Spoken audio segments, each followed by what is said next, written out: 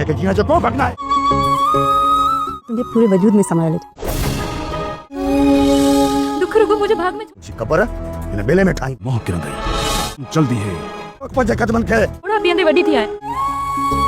अस्सलाम वालेकुम दोस्तों, टीज़र 1 ऐं टीज़र 2 वेरिएंट जी वस्ती ड्रामे जो तव्हां ॾिसी छॾियो आहे। जी हाँ दोस्तों, हाणे टीज़र 3 भी अची चुको आहे। दोस्तों अगर तव्हांखे टीज़र 3 नाहे मिलियो तमामु जल्द तव्हांजे साम्हूं अचण वारो आहे ऐं हाणे पुरमो ईंदो दोस्तों। इन पुरमे जो तव्हांखे इंतज़ारु करिणो आहे। जीअं पुरमो पोगो ऐं ड्रामे जी तारीख़ टाइम टेबल वेरिएंट जी वस्ती ड्रामे जो ॿुधायो वेंदो। ही मेगा सोप सीरियल आहे ऐं दोस्तों मां तव्हांखे ॿुधाईंदो हलां, पहिरियों ई शुरू में हिन जे सभ खां पहिरियां वेरिएंट जी वस्ती ड्रामे जी अपडेट मां तव्हांखे ॾिनी हुई ऐं उन जो सबूत अॼु ही टीज़र आहिनि ऐं तव्हां अखियुनि सां ॾिठा आहिनि। तव्हांखे हाणे पक थी वई, मुतमैन थी वई त शाहिद खुस व्लॉग जेका ख़बर ॾींदो आहे त उहा 100% सची हूंदी आहे।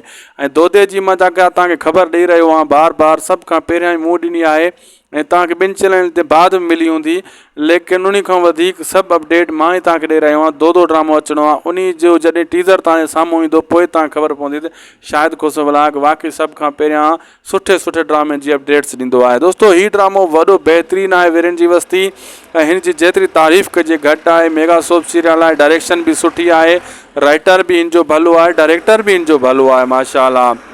ऐं कास्ट बि टोटली कास्ट भली आहे। सभई अदाकार उहे आहिनि जेका 2 ड्रामनि में हिन टाइम न आहिनि ऐं हिन वेरिएंट जी वस्ती में हिन टाइम उहे अदाकार टोटल मौजूदु आहिनि ऐं तव्हां इंतज़ार में हुयो त इन्हनि अदाकारनि जो को ड्रामो ज़ाहिर थिए। ही ज़ाहिर थी चुको आहे। दोस्तों केतिरो तव्हांखे सुठो लॻो आहे, सब्सक्राइब लाइक शेयर कंदा।